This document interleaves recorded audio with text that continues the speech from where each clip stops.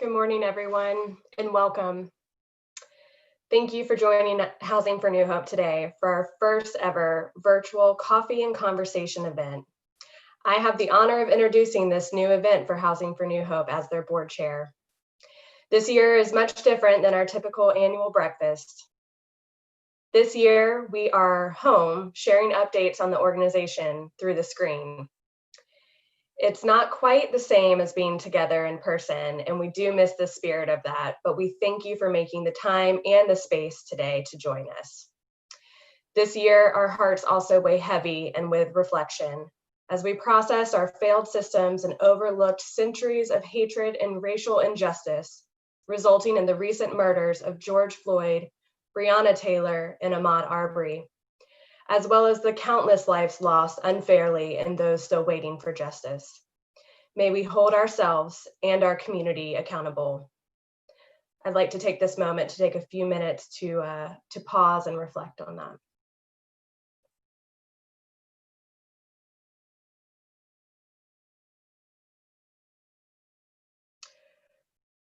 We know, as Housing for New Hope, that the work that we do is increasingly important to the greater whole. The greater whole being an inclusive, supportive, safe, secure, stable community. Housing is a critical building block to an invested community. I am so proud and thankful and quite frankly amazed at the staff of Housing for New Hope for their continued work to provide supportive services to Durham's homeless and those seeking affordable housing, especially right now as we have been navigating the COVID-19 pandemic. I have to imagine a better world in which everyone in Durham has a safe and affordable place to call home. Imagine that world. In an effort to create this better future, please join us by volunteering or donating your dollars. This allows us to create more housing opportunity and provide supportive care to our most vulnerable neighbors. To learn more, please visit our website at housingfornewhope.org. I'd also like to take this opportunity to thank our sponsors for today's event, St. Stephen's Episcopal Church, a longtime supporter of Housing for New Hope. Special thanks to 9th Street Bakery and Little Waves Coffee. They are two incredible small businesses in downtown Durham. For those of you who pre-purchased the coffee kits, thank you. And I hope that you are also enjoying a fresh loaf of bread and some delicious made coffee. As we continue our program this morning, you will hear from our Executive Director, Russell Pierce, our frontline staff leading our rapid rehousing program, Cynthia Harris, a very powerful client story from Tiffany Solomon, as well as an update from our state representative, Vernetta Austin, speaking on the fight for affordable housing solutions locally and statewide. We are so glad that you are with us virtually today. Thank you for being here.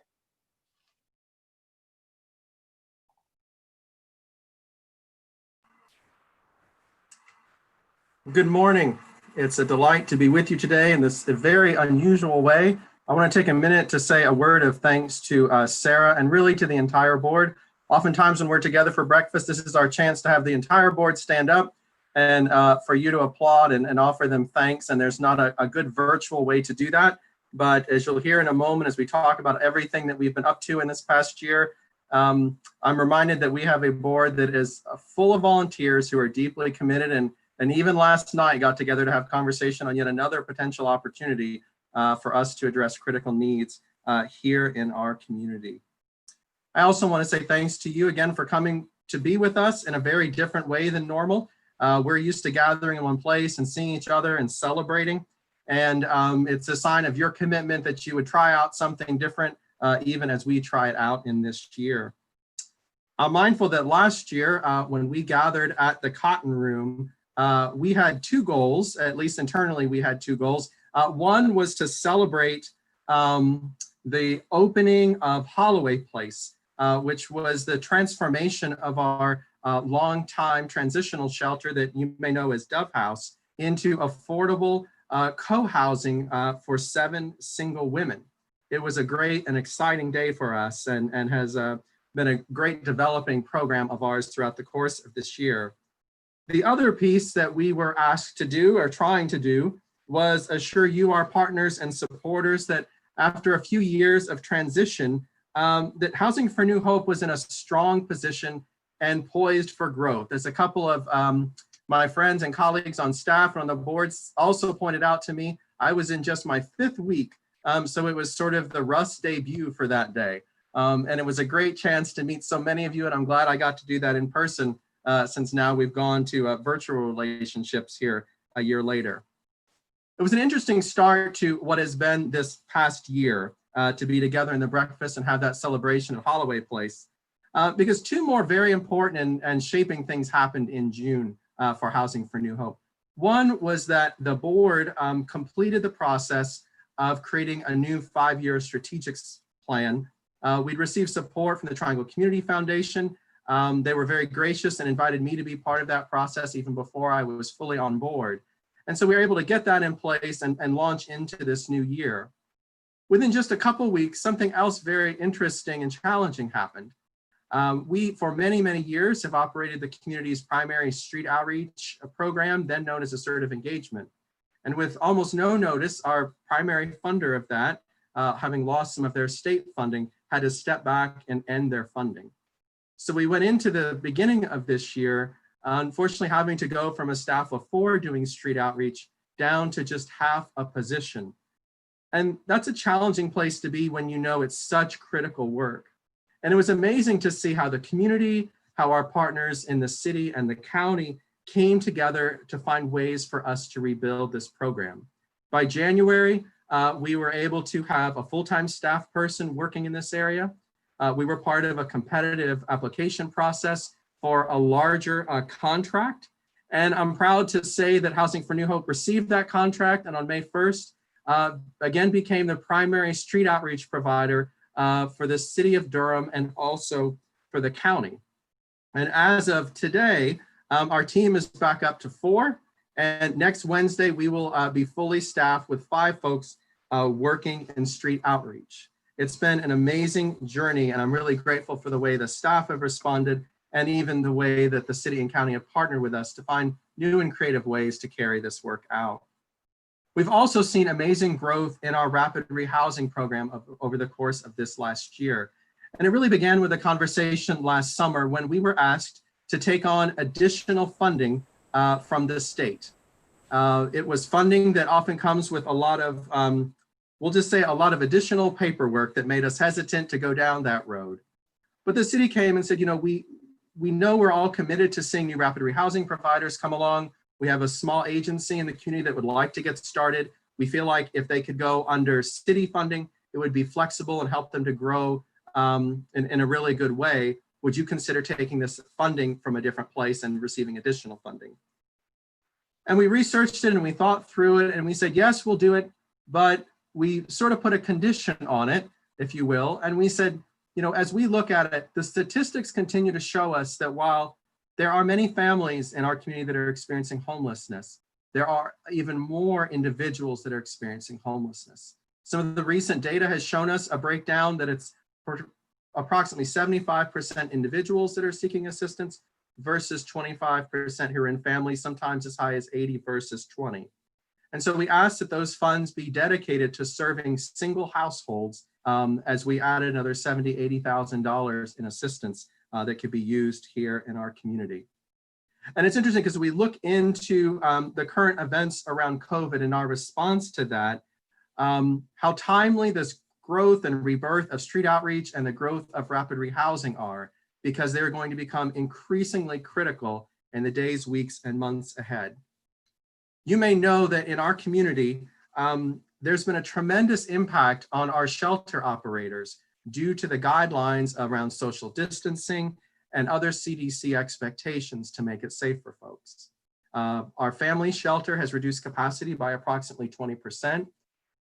The Urban Ministries of Durham relocated from their downtown location to the Marriott at the RTP. And we're waiting to hear what the reduction will be in terms of capacity when they come back due to social distancing. But we're preparing as though it could be as much as a 50% reduction. What that means is when folks come to coordinated entry seeking assistance, there are less beds to be able to refer them to.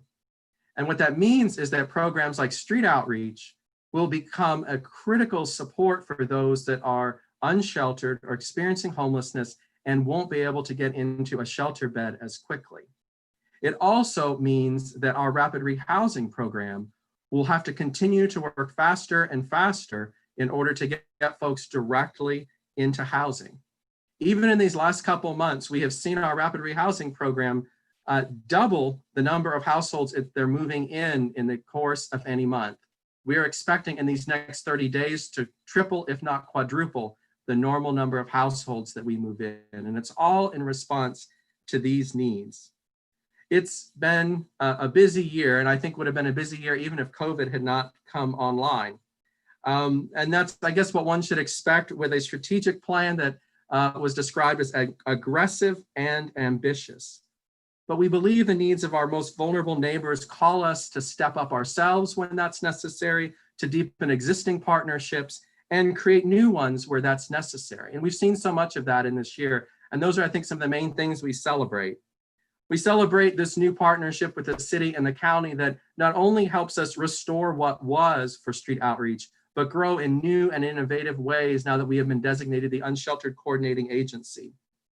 We celebrate a partnership with the North Carolina Coalition and Homelessness and the Durham-based Community Empowerment Fund that's brought $50,000 into our community to work rapidly to open new units with landlords so that we can more rapidly house the growing number of folks who are seeking a place to live.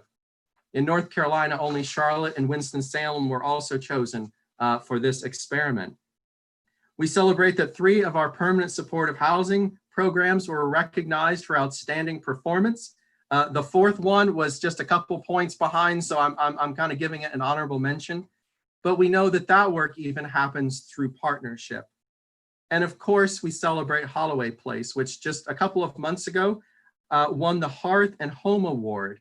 So we have begun referring to it as the award-winning Holloway Place. And that happened through an amazing partnership with the city, with private foundations, with individuals and communities of faith. Many of you indeed that are on this very call. We offer thanks to you this day for the ways that you partner with us, because we know we can't do this work on our own. We know that in the coming year, there are a lot of unknowns.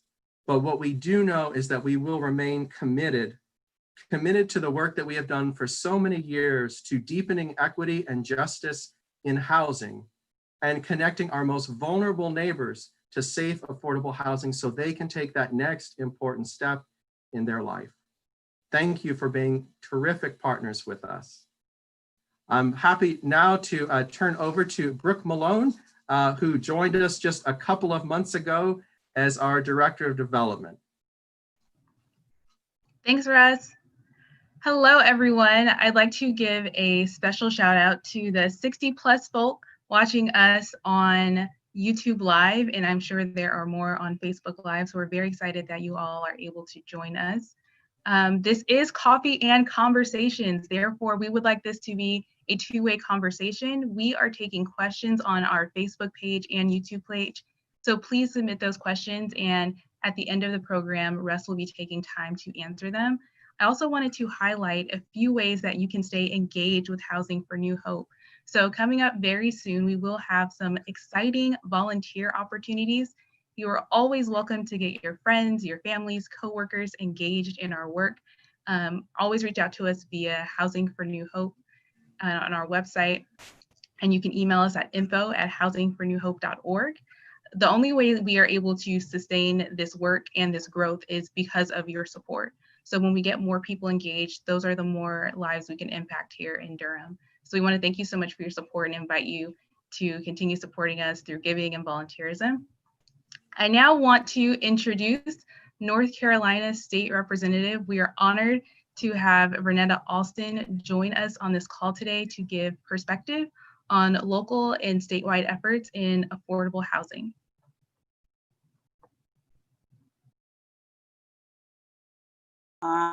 Good morning. I'll try that again. Thank y'all for having me.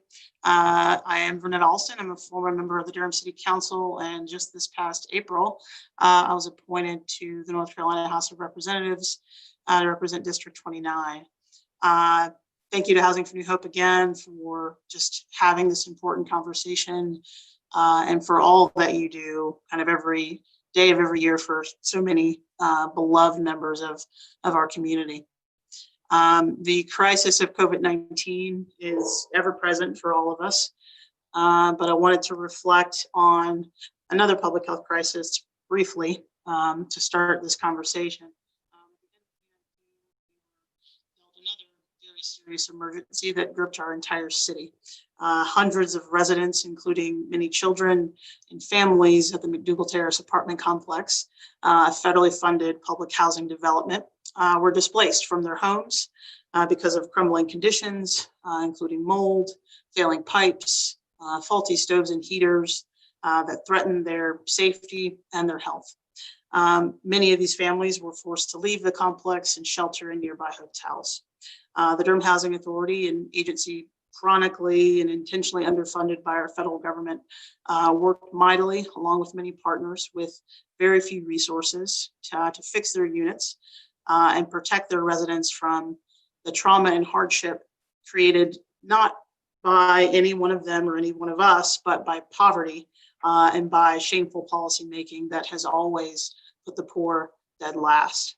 McDougall Terrace sounded a very painful alarm for all of us, an alarm that reminded Durham of just how vulnerable many of our residents are to severe housing instability. It also taught us, though, how vigilant we can and must be as a community to live out the value that I think we all share, and that's that everyone deserves a safe place to live, regardless of their circumstances or who they are. The situation forced us to think more aggressively and more strategically about how we prioritize low wealth residents, and it showed, I think, all of us and me that we really have to maintain political will through very serious criticism and deep tragedy to do everything that we can to meet all of our basic needs. As a result of strong leadership through that situation and in the face of really record growth kind of coming into 2020, Durham in many ways has been moving towards, I think, great progress in how we approach affordable housing and some historic affordable housing investments. And I mean Durham kind of as a community. In addition to the wonderful work that you all as an organization already do, as has been mentioned, you opened Holloway Place, co-housing residents that I was proud to tour at your grand opening last fall.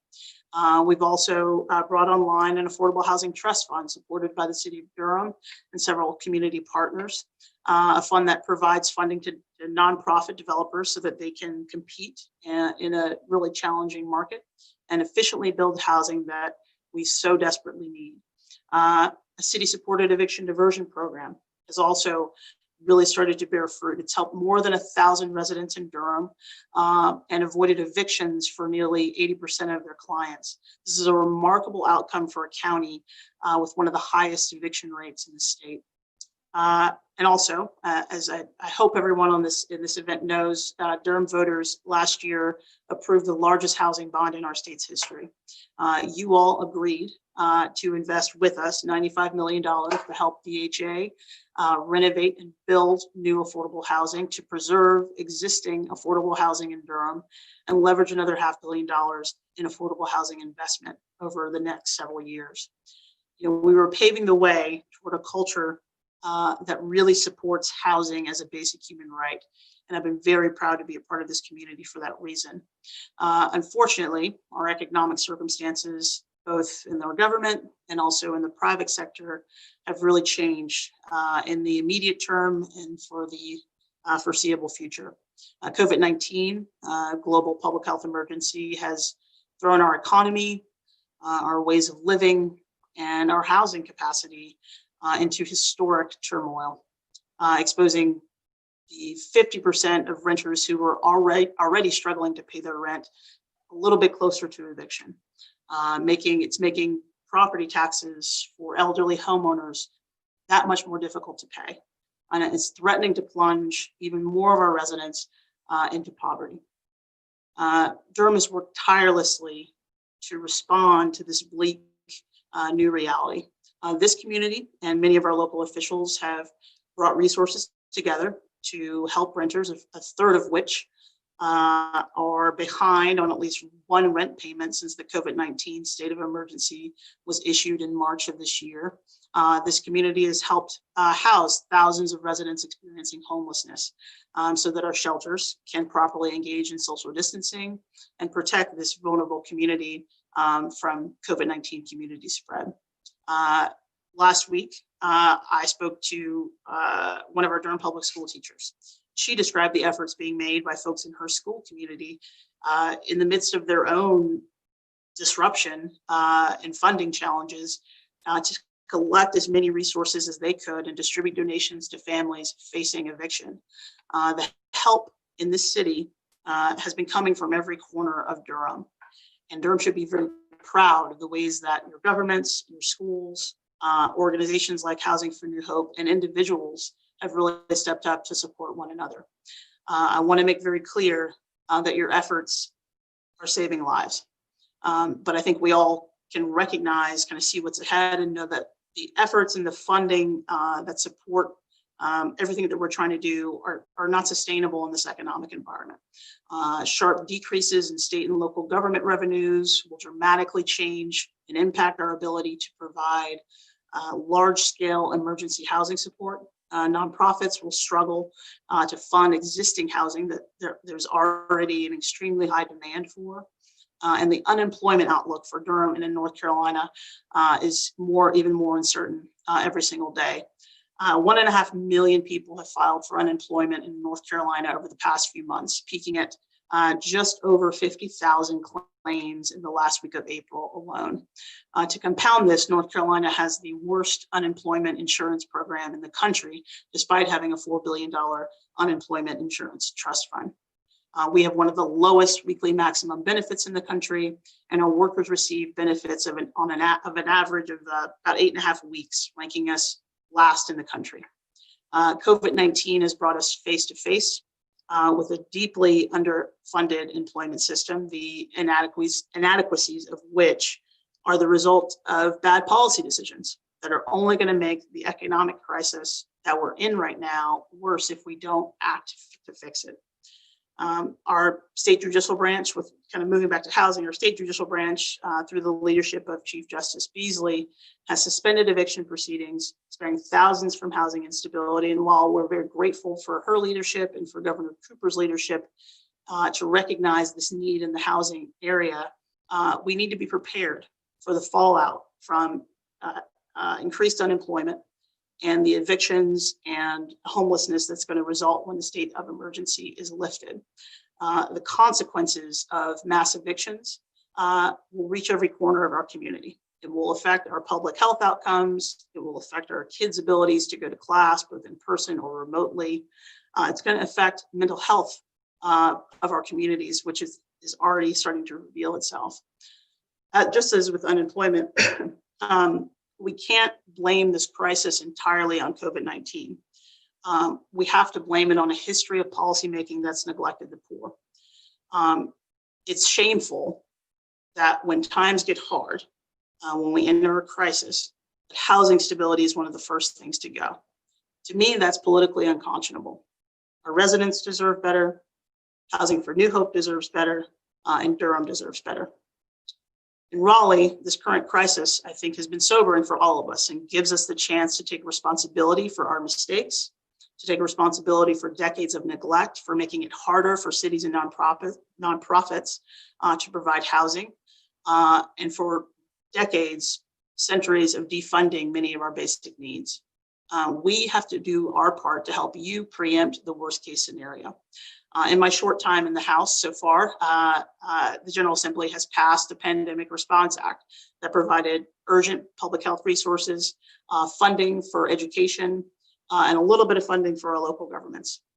Since then, I filed bills to expand our unemployment benefits and begin the process of fixing that broken system, and also a bill to provide no interest loans to small scale landlords in exchange for tenant protections that will prohibit penalties, rent increases, and evictions.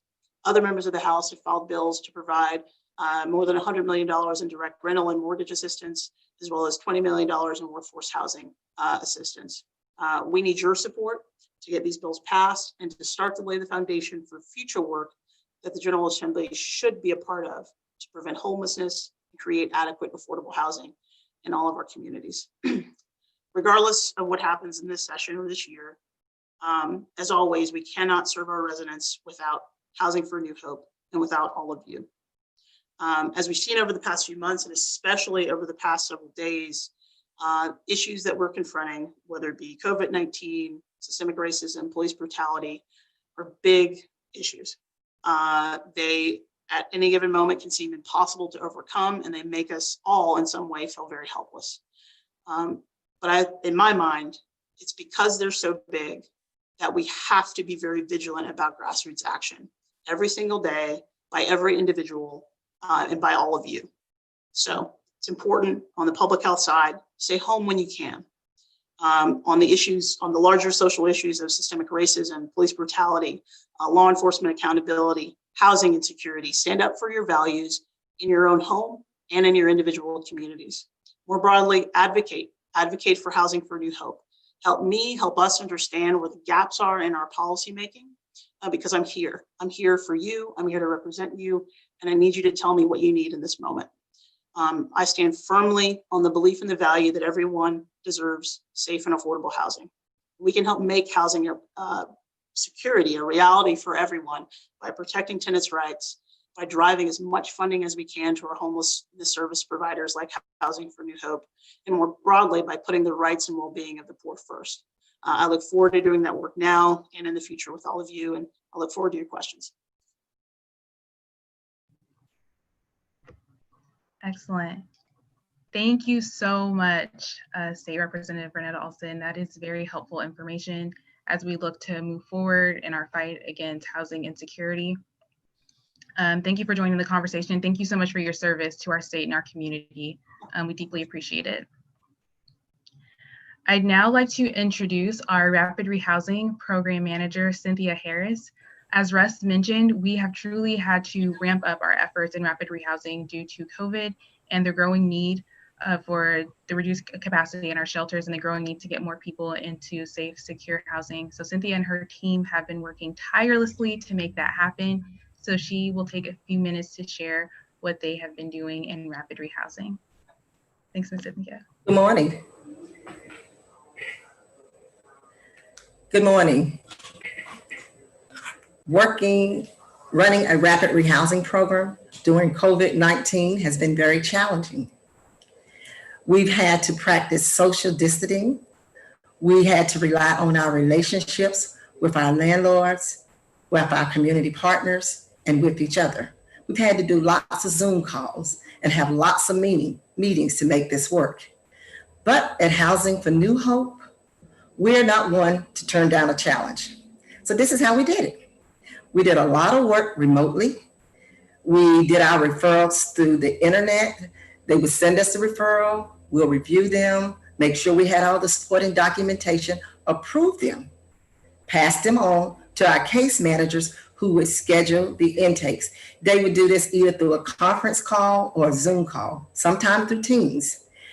They would then, once they have completed the intake, send the paperwork back over to the referring agency whose responsibility it was to get the clients to sign off on the paperwork. That is when someone was officially enrolled in our rapid rehousing program. From that point, we would go into housing search process. This was a little bit different than what we've ever done before. A lot of the properties were closed. Some of the landlords were not allowing people to come in and view the properties. So we had to really rely on our landlord relationships.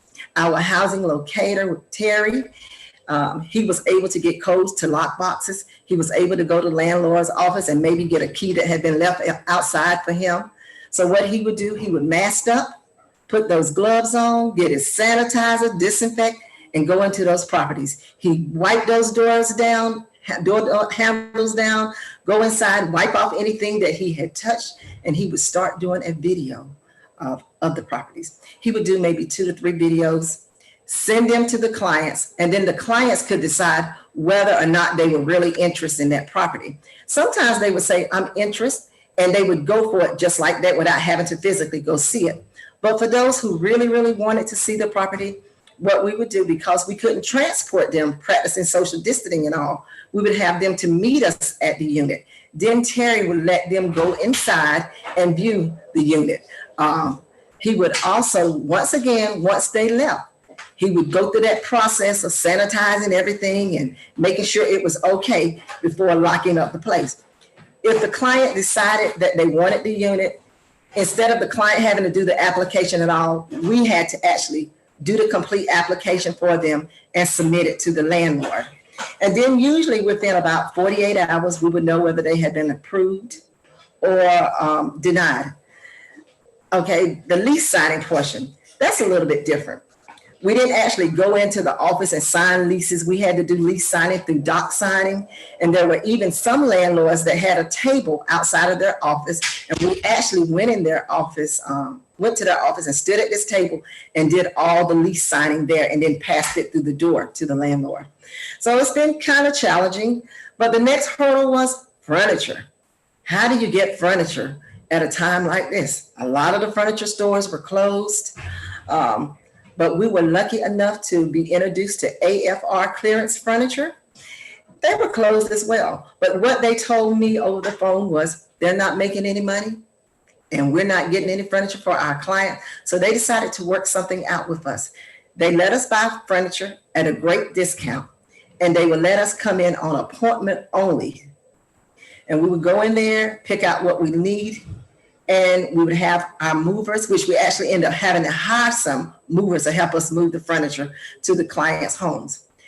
We have continued to do case management services through Zoom or conference calling, and we've continued to offer ongoing financial assistance. We've linked them to services and anything that they may need to keep them in housing. We continue to do budgeting with them.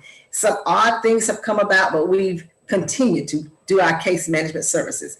Since March up until now, we have housed 42 people, and today we're housing a new family. So that's how we managed to do the rapid rehousing program through this COVID-19 crisis. Next, I want to introduce to you Tiffany Solomon. This is a family that we housed about a year ago before COVID-19 hit. I can honestly say that this family is an example of how anyone can face homelessness at any time, no matter what your social, economical, or income is. Things happen, and this is her story. Well, first off, good morning to everyone, and thank you so much, Ms. Cynthia. Thank you all for allowing me this space to share my family story. Not in a million years would I have imagined homelessness for us. Our household is made up of my husband, who's an independent contractor. Myself, I've been employed with the same company for 8 years. We have a 13-year-old daughter, a 10-year-old son, and then my disabled toddler. And so it did happen to us 3 years ago, about a year ago now. 3 years ago, when my youngest son was born, he was about 9 days old when we got the diagnosis that he would be blind. At the time, I was experiencing postpartum depression. And so when you hear something like that, it was really like a mountain, landing on top of our family. I remember thinking over and over again, I was just thinking, challenges, we're used to that. I've got an academically gifted and an athletically gifted son and daughter, so I can teach this child anything, but it was so heartbreaking for me at the time because I was thinking, how do I teach him the joys of color? That just overwhelmed me, that challenge that I knew we were going to start facing. So the first, 6 months of his life, we took it slow and we really tried to enjoy this little person and try to deal with the postpartum depression. We started to notice slight delays. At first it was, he's not rolling over. Then he's not crawling. Gradually, we started to notice that he could not transition to solid foods. So we started to seek early intervention for him. to deal directly with the blindness and the delays that it was causing. That turned into sometimes 5 to 7 therapy sessions a week in our home. And that was just to begin to address the basic needs for him. So we had to make a choice. We decided that we wanted to be actively involved as parents in his therapy sessions and even as a family. We all needed to reinforce everything that he was learning. And so what that meant was less working hours, less income. And eventually we started having to make some tougher decisions because we had health care. We had health insurance at the time through my employer, but that didn't protect us from the out-of-pocket expenses. Sometimes it was weekly, sometimes it was monthly. Oftentimes it was $100 or so a pop for any one of those individual therapy sessions. When you have to make decisions about your children and their health and their care and their future, even you choose your child. And so you figure out all the other things later on. And so, we were non-renewed from our townhome that we had been in for about 5 years. We landed in a hotel. And then another hotel, and then another hotel until it was 15 different hotels. And about 30 days later, we were completely broke. We didn't have any savings. We didn't have an emergency backup plan for medical or health expenses. At this point, my son was approaching 2 years of age, so it'd been a little bit over a year since we'd been addressing his needs directly. We paid more than $2,100 in hotel fees during that short time frame. Plus, we had to pay for food because when you're in a hotel, you don't have a stove or the luxuries that you have in your own home. So we couldn't cook any foods. The second to the last night, this was going to be it for us. We were able to get in contact with Miss Cynthia at Housing for New Hope. And she connected us with Families Moving Forward, where we ended up staying for 89 pretty long days. During that time frame, rapid rehousing through Housing for New Hope really kept us, kind of sustained and going, though. They gave us a lot of hope because we were looking for landlords on our own that whole entire time. We could not get anyone to rent to us. We couldn't find affordable, safe housing where someone would take our household on. And so Housing for New Hope took us around and showed us properties that were available to us. They helped us to establish a new relationship with our landlord. They provided short-term rental assistance and utility assistance up front that I know, we wouldn't have been able to do it so quickly had we not had that help and support. And then the case management services. I mean, I feel like I want to just jump and leap about that portion of the services that we received as well, because, not once has Miss Cynthia declined a text or a call from me. She's always been accessible with resources, advice, guidance, because our journey's not over. We're in a beautiful home now, and absolutely, so thankful to be where we're at. But affordable, stable housing is precarious. I mean, the beginning of this year was the start of COVID-19, and my husband is back, with less employment than we had before. Our stability is, still imbalanced. We still have to make those medical decisions for my son, even today. So homelessness has different faces. I'm hoping that you hear my story and my family's story and our journey. And although it's not over, it's probably a small piece of what we're seeing a lot of folks experiencing now, and we're going to see increasingly, especially with the health pandemic, that we're experiencing all over. So thank you for giving me a little bit of space to share my story. Thank you, Miss Cynthia. Thank you guys on the panel. That's it for me. Excellent. Tiffany, thank you so much for being willing to share your story with us and with our supporters. We commend you on your journey, and we are very excited to see where you go moving forward, and grateful that as a community, we're able to rally around you and your family to make sure that you have everything you need. As we transition into the last part of our program, we'd love to take the questions that you all have submitted and asked for us. But before we do that, I do want to highlight, with Tiffany's story, we're only able to provide those types of services to her because of your support. We are able to move forward with our mission. We're able to provide, street outreach services, rapid rehousing, permanent supportive housing to families and to individuals in Durham because of your support. So thank you so much to everyone who purchased a coffee kit. So far, with our effort, with our virtual event, we've raised a little over $12,000. So kudos to everyone who was able to support. I hope everyone is enjoying their Hope House blend and their custom loaf of bread. So thank you so much for your purchase, because it's truly making a difference. And if you would like to continue your giving, you can visit housingfornewhope.org/donate. And if you hang around a little bit after we in the program, we'll have outro slides with that information on how you can stay engaged on our website and on our social media.